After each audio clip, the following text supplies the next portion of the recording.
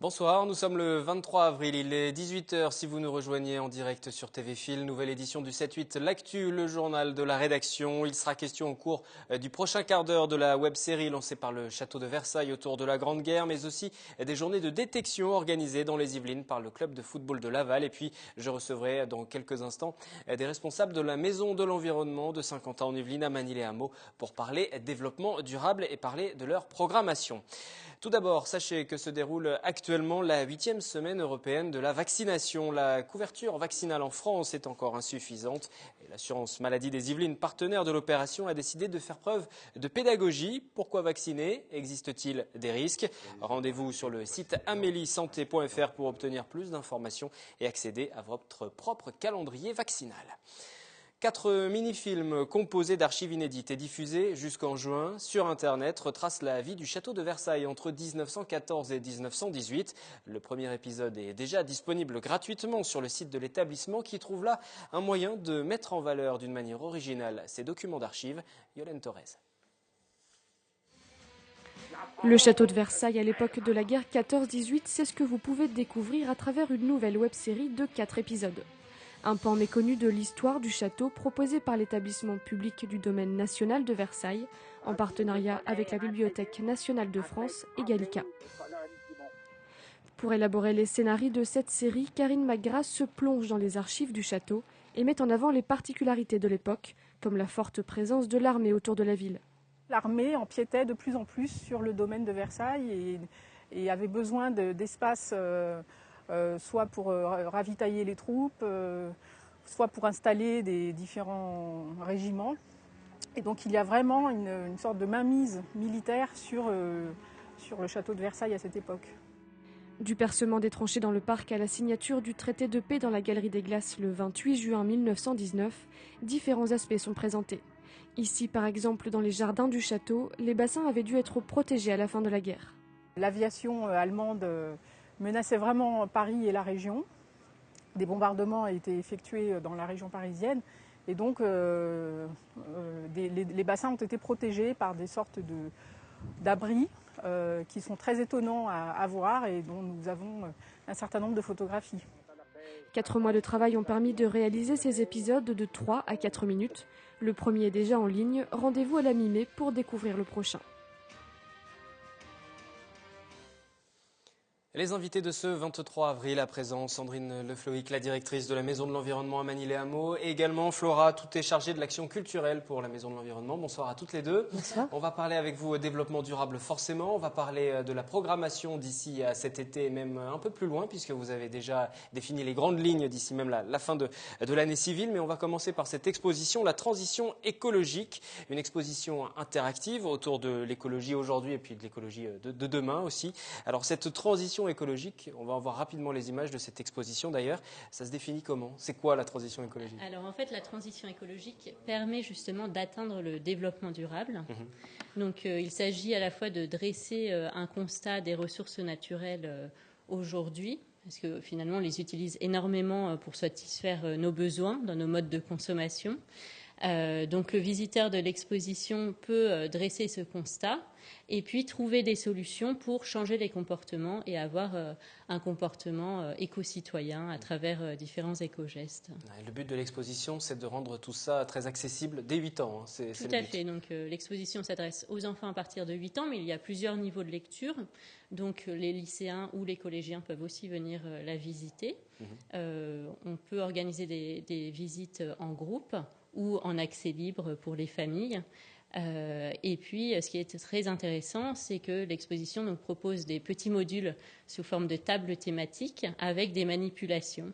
Donc, par exemple, un enfant pourra découvrir la quantité d'eau consommée par un Français, un Européen, ou quelle est la quantité d'eau consommée pour fabriquer un cahier en tournant des robinets ou voilà, différentes propositions, différentes manipulations. Ce qui fonctionne le mieux, justement, avec les enfants, c'est de les mettre en situation. Oui, tout à fait, de les faire manipuler.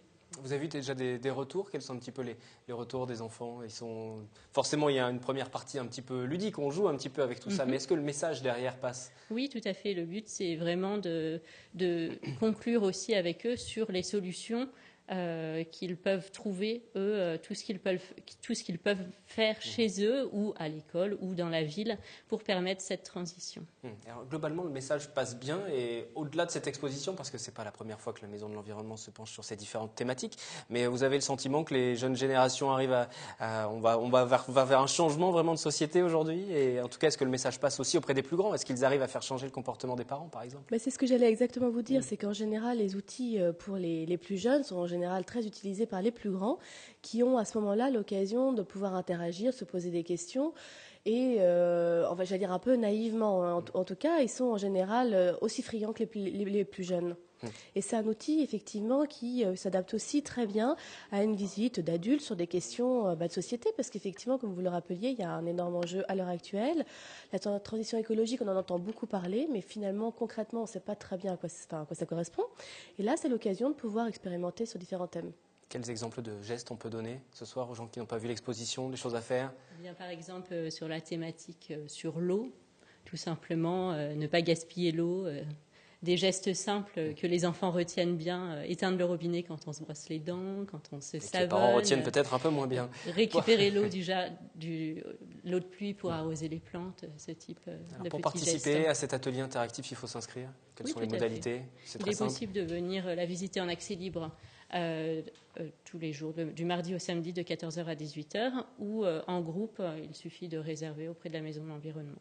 Il y a des médiatrices sur place. On va parler des autres rendez-vous aussi à venir à la Maison de l'Environnement. Et déjà, dès ce vendredi, le 25 avril, il y aura une projection d'un documentaire Mouton 2.0. Ce n'est pas un film d'anticipation futuriste, c'est une réalité très concrète. C'est autour de ces moutons qui aujourd'hui ont l'obligation au niveau européen d'être pucés, badgés pour être suivis plus facilement. Effectivement, et donc ce film pose des questions sur les modes d'élevage, sur les modes de traçabilité des animaux et finalement sur les modes de production. Là évidemment, c'est le mode de production de la viande. Et donc en fait, c'est un film qui va être suivi d'un débat. Et on a aussi une personne du parc naturel régional de la Haute-Vallée de Chevreuse qui sera là aussi pour pouvoir répondre au public, échanger, essayer de questionner en fait un petit peu ce mode de production. Peut-être aussi informer le public, parce que je ne sais pas vous, mais moi je ne savais pas que les moutons étaient pucés. Donc c'est l'occasion de découvrir le coulisses de ce qu'on mange, de nos assiettes. On voit quelques extraits de ce documentaire et on va écouter à présent les différents intervenants au cours de la bande-annonce. Les réalisateurs seront présents d'ailleurs vendredi pour le débat qui suivra la projection à la Maison de l'Environnement. Nous, on a fait tout ce qu'il faut au niveau sanitaire. Alors ça, c'est le côté des pouvoirs publics. Et après, bien sûr, comme partenaire, ils trouvent des entreprises qui ne demandent que ça, vendent des puces, vendent des vaccins, vendent tout ce qu'on veut. Je n'ai pas choisi ce métier pour avoir des brebis avec des boucles électroniques qui vont passer, qui vont faire bip, qui vont s'afficher dans mon ordinateur, etc. Les technocrates de Bruxelles sont en train de nous apprendre comment mener un troupeau.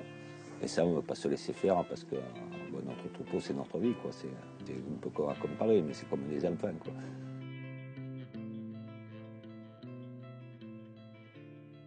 C'est la volonté d'un contrôle total. Là, c'est pour les bêtes, mais aussi, je pense que mentalement, ça veut dire contrôler tout, quoi, y compris la société, quand même. On est parti pour un combat, quoi.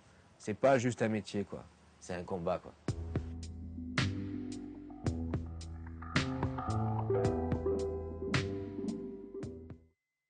Documentaire projeté donc vendredi à la Maison de l'Environnement en présence des réalisateurs. Il y aura un débat qui suivra dans vos locaux. On se projette un petit peu sur la suite du programme. On regarde un petit peu ce qui va être proposé à la Maison de l'Environnement. La prochaine thématique, ce sera naturellement. C'est le thème des prochains rendez-vous qui seront proposés à partir du mois de mai.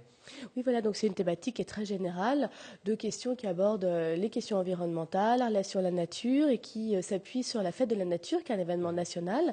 Le thème cette année, c'est Vieilles branches, herbes folles et jeunes pousses, bon ça va, je l'ai bien dit dans l'ordre, qui est un thème assez rigolo qui permet en fait de questionner plein de choses à la fois. Donc nous on le traite à travers des ateliers pour les enfants, des installations, à travers des balades, à travers vraiment plein de choses. Et un grand temps fort sur le week-end du 24 et 25 mai. Et un village des plantes le 25 mai. Un village des plantes, ça consiste en quoi? Alors pour nous, un village des plantes, c'est pas un village où on trouve plein de plantes cultivées, c'est pas ça, tout à fait. C'est-à-dire c'est vraiment un lieu de convivialité, un moment de convivialité où au sein de la Maison de l'Environnement, on accueille plein de partenaires qui présentent justement ou des ateliers ou des projets qu'ils sont en train de faire autour de la nature et des plantes en fait. Ça, c'est pour les prochaines semaines, prochains mois. Et puis, si on regarde encore un petit peu après, même après les vacances, vous avez déjà défini les grandes lignes d'ici à la fin de l'année. Bah oui, on a déjà plein de temps forts et donc c'est très bien, un programme qui s'annonce déjà très chargé. Avec mi-septembre les Journées européennes du patrimoine. Et le thème cette année, c'est patrimoine naturel, patrimoine culturel. Donc on est en plein dedans, donc c'est une thématique très intéressante. Et après, à partir de début octobre, on a la fête de la science avec un cycle sur les mathématiques qui se déroulera en fait d'octobre, novembre et décembre. Et on va accueillir une grande exposition sur les mathématiques mathissimes, dont on parlera prochainement. On aura l'occasion effectivement d'évoquer ça sur le plateau du 7-8 L'Actu. On est bientôt au mois de mai, on arrive au milieu de l'année presque. Quel bilan vous faites de la fréquentation? Ça marche plutôt bien? Oui, nous on est toujours très contents parce qu'on a en plus tenté des nouvelles expériences cette année en faisant des actions notamment pour des lycéens avec des conférences qui ont accueilli énormément de personnes. Je pense notamment à Claude et Lydia Bourguignon, on a eu 400 personnes. Et des choses plus intimistes, mais sur des thèmes aussi plus difficiles peut-être, notamment sur l'AVC. Donc on est content de cette saison et on est content de poursuivre. Merci à toutes les deux d'être venues donc nous parler de votre travail à la Maison de l'Environnement. Et puis on le rappelle, cette exposition interactive sur la transition écologique à partir de 8 ans et ce sera jusqu'au 21 mai si vous voulez la découvrir. Merci donc à toutes les deux. Merci beaucoup. Rencontre à présent avec deux photographes amateurs, membres du Photoclub de Saint-Hilarion. Ils se sont donnés pour mission d'immortaliser l'évolution de la nature au jardin de Cocagne. Ces jardins où les salariés sont en réinsertion, où les adhérents peuvent se procurer des légumes bio chaque semaine. Olivier Maniscalco et Elodie Moine pour ce reportage.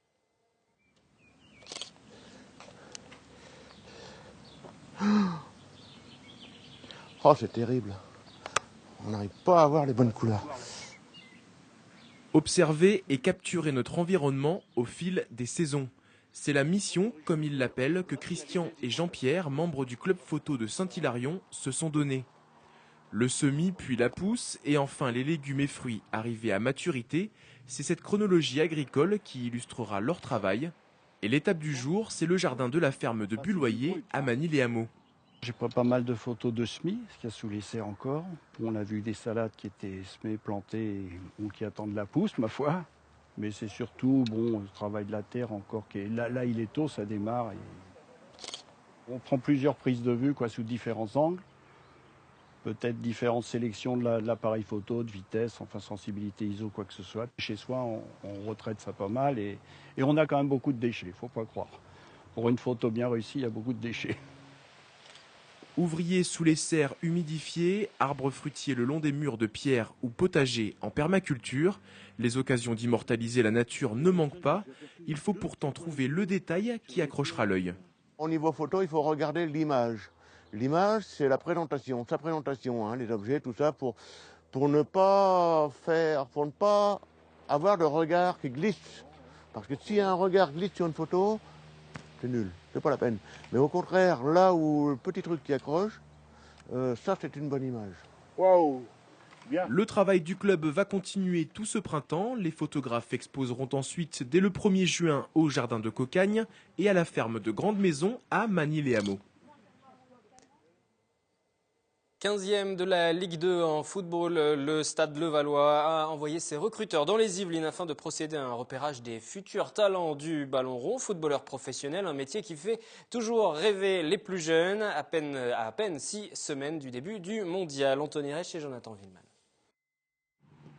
Ils observent, dissèquent chaque passe, chaque contrôle de balle. Au bord du terrain, les recruteurs du Stade Lavallois préparent l'avenir si le club effectue la majorité de ses recrutements en Mayenne ou dans les Pays de la Loire. Ils s'exportent de plus en plus dans le bassin parisien. Et pour la première fois, ces chercheurs de talent se déplacent sur les terrains de Trappes.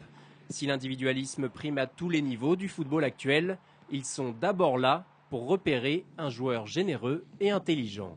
La première chose qu'on va rechercher, l'intelligence du joueur. La deuxième, c'est forcément sa technicité.